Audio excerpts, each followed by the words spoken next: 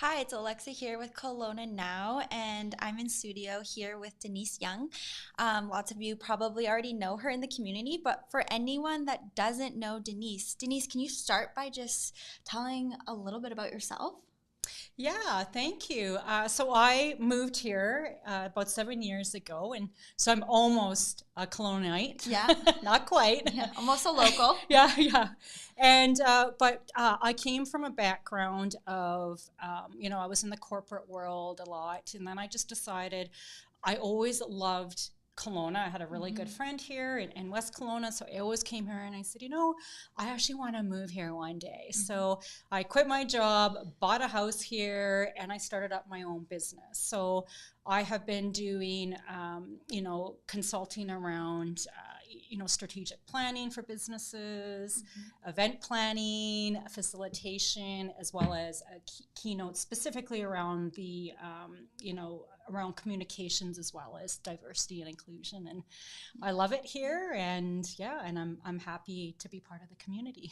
So you got a lot of that's like a lot of services and some very we could get stuck just right there. But you've got some exciting stuff happening coming May.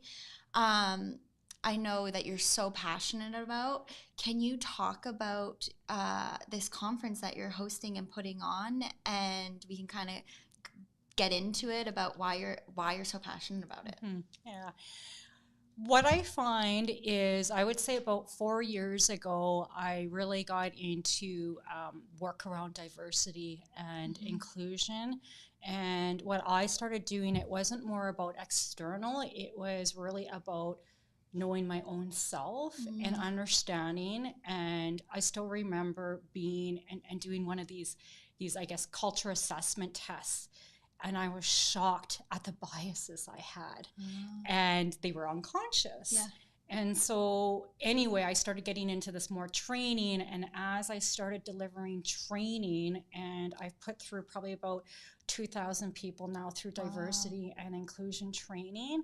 And a lot of these times, what I've realized, it's not even about what I'm teaching other people, it's what they're teaching me. And I Mm. realized that this whole work around diversity and inclusion, everything is through conversation. So I have this saying, and I know Hmm. I stole it from Summer, I don't know where, but it's conversations that matter. And Hmm. that's how we're going to make change. Hmm. I've been wanting to do this event for the last 5 years. Yeah. Like, it's always about, I want to create an event. I want to bring people truly together, Hmm. because when you go to these events, sometimes they talk about, well, let's be inclusive, let's do Hmm. this. And no fault of their own, Yeah.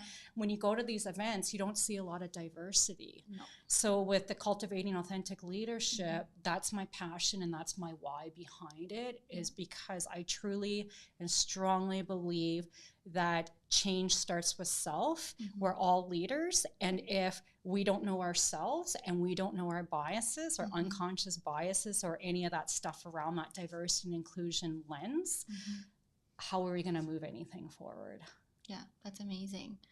Um, so it's kind of a big topic. Like you could get stuck on, diverse in culture and age and sex. So can you explain to someone that might not even realize what, like going to a networking event and how you might feel in those current networking events? Or I don't know if that's putting you too much on the spot. Oh, I love being put on the Okay. spot. Don't worry. Okay, great. uh, I think for me personally, it's when you walk into a room Hmm. and you don't really see anybody visibly that's like you. Yeah, And that's the first piece. right. And some of it I know comes maybe from myself internally Hmm. and just because of what I have been through. Right. So some of it's actually, probably on me, Yeah. but it's also about walking into these spaces and not being able to relate to anybody. Right. Right? And that's difficult. And a little bit about my background is I'm also adopted, Okay. and so that throws a whole nother Yeah. lens onto everything too. So I used to think I don't belong in any Mm. spaces, Right. and now I remember having this conversation with somebody at another event, and I was explaining it to this gentleman, And I remember him looking at me and he said, but Denise, maybe if you change the narrative and you say you belong everywhere. Yeah. And I have learned so much from that. So I have changed my own narrative too. And that's also what's driving this too, is that with this event, I truly want everybody to feel included in there. Yeah. And then, so with all of my speakers too, I'm walking the talk. And if you look at my line of speakers, I have actually 22 speakers now that are from diverse backgrounds, but also have diverse perspectives, because I want to have this open dialogue where people can be challenged in a respectful way and have a conversation, because that's how our learning is, that's how we learn, and that's how we just essentially just become better people. Yeah, well, I think it's very important to almost like putting yourself in other people's shoes, right? Everyone doesn't know, you know, your background, or that you've been adopted, or who knows about my background, or, you know, other people's. You don't know this, and you have to be open and learn and engaging and accepting. I am finding though that Kelowna is getting a little bit better. Oh yeah. Since, you know, I'm from Alberta and I moved here, you know, 10 years ago, and I am starting to see more diverse cultures, and, you know, our women's groups are like expanding everywhere, like but yes, it's, I mean, I think each person, each culture, everyone has some kind of challenge, and sometimes we have that inappropriate, or you're feeling of not feeling wanted or connected, or you belong, so you're really trying to just get anyone together to have conversations that matter. So that's amazing. Okay, so you've 20, I thought you were at only 15. You got 22. No, I keep inviting people. So you've a 2-day conference. So can you talk about what someone can expect maybe, or what you want, why you want people to buy a ticket? Yes, it's an investment. You know, the tickets are a couple $100s, but you're bringing such an amazing group of people together in Kelowna, which doesn't always happen, right? You have to go to the big cities for these kind of things. So it's in our backyard. Can you talk a little bit about what the day will look like, or what you think that people are how they're gonna feel when they leave? Yeah. So I am, throughout the events I've done, and I don't know what the best way to say this, but I'm uninventing it. I don't know. I know that's not a word, but whatever.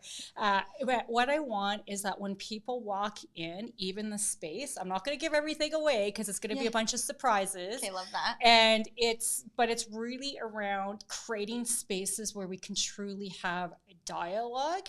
And I know people, a lot of times, like, they want their practical takeaways. They want all these pieces. So we're still going to be doing that at the event, but the approach is going to be a little bit different. And in terms of presentations, I have challenged all of our speakers to not use PowerPoint. And so it's going to be like a TED Talk type of event, but also with that, it's not going to be talking at you the whole time. It's going to be talking with you. So we've limited the talking, and then what's going to happen, then people are going to move into what I'm calling pod discussions, where it's going to be smaller groups of people. So when people are up on stage, they're going to be sharing, you know, their content and those deliver, you know, what those practical takeaways are.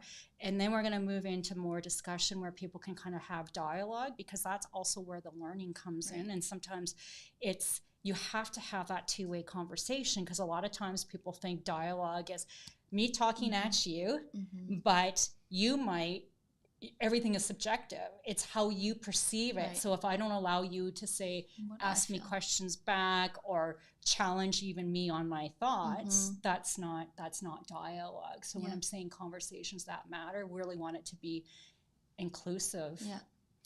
Do you worry that it might get heated at some of these round tables? And like, how do you absolutely do you expect to just try and let people challenge each other and work it out? Or like, do you have not a referee? Okay, time's up. Done. I'm having a whistle. It's probably, for me, so the people that are going to be managing this are speakers. And the thing is, with these speakers, I have intentionally picked people that are in this space all the time, and they kind of almost know kind of how to mitigate it. And I always say it's about holding tension. So this happens to me quite a bit, where I have to hold tension for myself. I have to hold tension for whoever I'm speaking to, and also the whole room. And all of these speakers have that ability to do it as well. And I think if anything, I just say none of us are excluded from this work. It doesn't matter who we are, it doesn't matter what our backgrounds are, what our different identity factors are, that we all need to, understand ourselves a little bit better. And I actually welcome the challenging part of it. It's hard. It can be uncomfortable. It's so uncomfortable. And it happened to me. I was doing a keynote in Vegas, a couple weeks ago, and talking about this stuff, and I was moderating it, and a really contentious subject came up between two different people. And I was like, how am I going to mitigate this? But what came out of it is that all of us, so it was myself, somebody else on the panel, as well as somebody out in the crowd, and I was kind of doing this as, I hear you, I see you. However, this is what's happening in this world. And then what happened after that, people came up to us and said that was probably the best panel in basically the 3 days. Because people want that. They don't want everybody that like-minded up on stage, because that's how that's how the learning comes in. Well, that's how we become better people. If we all just follow one person, and it happens in our workplace too, like the leaders at the table, we don't always see eye to eye. Different ages, different sex, different culture. I'm hot, Nikki's hot. And sometimes the best solutions, or those are the best, because you make change, or you stand up for what you believe in. That's amazing. Okay, so you have 22 speakers. Yes, 22 exactly. We cannot go through them all. No. Is there someone, do you have a keynote speaker? Is there someone that you're so excited to bring to the community that maybe people don't even know, or they know who this person is? I mean, I'm sure you have a lot of them. I have a lot. I think what it is, if I was to pick probably a couple, and it's actually, she is a heredity chief out in Merritt, and her name is Chief Leanne Joe. And what I love about her is that she has this way of just bringing people together, and almost she holds tension like you would not believe. And and then I always say, I'm always in awe every time I hear her speak. And then another speaker too is, and I've worked with her a lot, and I actually worked with her at the City of Edmonton, and Dr. Candy Khan, and I always appreciated her honesty. She's very blunt. She'll just tell you how it is. And the reason I'm saying those two speakers is because their approach is completely different. But that's what I want in the room. But at the end of the day, all of them are trying to, every single one of these 22 speakers, their heart, and they just want to make a difference in this world, and they believe in what they're doing, and they have so much passion. And I believe that just creating this space, it's I just really want people in the room and to be there and to experience it, because they have so much knowledge, and they're bringing in their expertise, and they're supporting this event. And they said, absolutely, we'll be there in a heartbeat. When I asked each of these, there was no questions. It was yep, we're there. Well, I definitely think you can see that just in the world and business. We definitely need a bit of change, or continue to work through some challenges, which is going to keep happening. But love what you're doing. So the event is May 13th and 14th. Is that a Monday and Tuesday? Yes, it is. Okay, so you're asking people to take time off, come. So are these most of your ticket sales and people attending this, are these leaders, or are these just people in community? Or I think you're saying anyone can come. If you're a mom at home with kids and you don't get to be out as much as you can come and learn and engage. This is pretty well for anybody. It's not, and it was interesting because even a lot of people are thinking it's a woman only conference. You did And say I'm that. like, no, it's actually for everybody. And I was thinking about it, and I'll just be very blunt. Yeah. It's because out of my speakers, like out of the 22 speakers, They're 19 female. are, 19 are, like, you know, Female. are women. Yeah. And it's just, and I just said, no, it's actually for everybody. I want everybody in the room, and anybody who really wants to improve or, you know, on themselves. And it's not about that anything is wrong with anybody. It's just about how do we grow. And it's anybody who wants to create those inclusive spaces, whether it's in their workplace, with their team, within their organization, at home, with their friend groups. Like it goes on and on and on. And I just, it's a ripple effect. I'm so excited about this event, and I just want everybody to kind of be in the room. Be in the room with us. Can you get tickets for one day, or is it a 2-day? You want people there both I days? would love, of course, to have people there for 2 days, but I also want to respect that. I know if you have to take time off work, or if you have a family, it might be too difficult or other commitments. So I am offering a one day ticket as well. Yeah, for either day. So you can go to Eventbrite, buy your tickets. We're in Kelowna, so it's always last minute. Everyone who puts on events in Kelowna, it's very last minute. So go buy your tickets, so Denise can stop sweating. I'm twitching right now. Yeah, I mean, it's really hard because you have this strong purpose and you're so passionate, and it's something that we all should be passionate about, right? It has, like you said, it's a ripple effect in all different areas. So yeah, like you said, if you can't make 2 days, look at the agendas online. You can kind of see the speaker lineup, I think. So where is the event? So it is at Metro Hub, and that's on Ellis Street. And I do want to do a plug because I do have some sponsors that I would like to say. Yeah, so Fortis BC came on.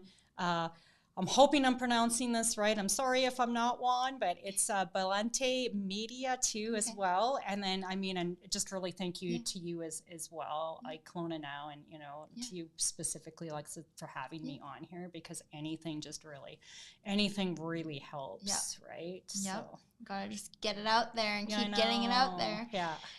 Is there anything you want to talk about that I've missed, or talking deeper in any of these speakers, or any last messages you want to really get out there? So the event's called Cultivating Authentic Leadership Conversations That Matter. But did I miss anything, or is there anything?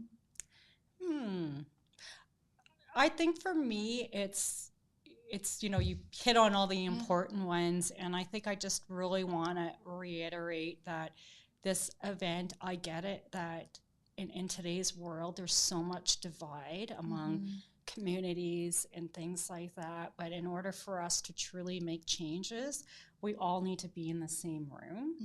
And this, I can 100% guarantee, this is coming from this event is from a no shame, no blame approach to other people, but more importantly to ourselves. Because I think as we're going through some of these tough conversations, I do this when I have a bias, or it comes to my awareness, I feel so guilty. And it's like, but this is what happens. It's human. We all have them. None of us are exempt from it. It's a choice of how, when it goes into our head, what are we going to do with it now? And I think this event is understanding and just creating that awareness of how to maybe move someone through these, and also having these deep conversations with these diverse speakers that we have at the event, because they all have, you know, just to kind of showcase, they all come in from different backgrounds. So I have different genders, I have different races, I have different social economic class, different ability levels. Of course, I can't focus on every single one of them, because I know we have like 100 speakers. Exactly. But it was really around understanding of trying to get as much diverse perspectives as possible. And so when we're in that room together, that it's kind of understanding a glimpse of some of everybody and some of those challenges, because you were saying earlier, Lisa, that that it doesn't matter who we are, we all struggle on some things, and I think sometimes we don't see that in other people, but if we could just do that. And but it's also okay. I think everyone thinks that you have to walk the same. Sometimes, like, you're in a certain area, or you change because you're at work, and then you go home and you're different. You don't have to. You and me don't have to agree on everything. We can have different beliefs, and that's okay. And that's actually what makes humans and diversity and culture and sex exciting, because, meaning like sex, gender. That's that's a little spicy. That's gonna get viral. But age gaps, like we're not going to see eye to eye on everything, and that's okay. And that's what you're trying to say, is your shoes are going to be different than my shoes. And everyone who's grown up in different, situations, like, money's a huge thing. Like, people growing up very poor versus very privileged, like, that's a big thing. Like, so I think it's okay to just know that it's okay to be your authentic self and honor that, but also, talk about it and be open to everyone else's, with no judgment. Yeah, and I think the most important thing is hear and acknowledge people. You may not understand them, but whatever stuff they're going through, just believe them, because I hear so much, it's like, it can't be that bad, or those type of things. You don't know. Just, like, no, don't say that to me. No, because it's not helping. Yeah. Okay, awesome. Well, I am so excited for you, and I hope the event is everything you want. And people can reach out to you on your LinkedIn. We'll put it in the article. We'll put your social channels. If people have questions or just even want to connect with you, and maybe they can attend your event, but you offer some amazing services, and maybe they're too shy to come to an event and sit there and be vulnerable, because that's okay too. But maybe they can connect with you, online. And I mean, you have lots of services you offer. And I'm actually going to be recording this as well. So it is going to be available to purchase. To purchase after as well, because I get it. This might be too uncomfortable for some people. So you can sit in your pajamas or whatever and just watch it, and just, and hopefully I know there would be still some learning opportunities even within that, even if you're not in the room. Okay, perfect. Well, that's good to know. Okay, well, thanks for joining me today. Well, thank you. Thanks for watching.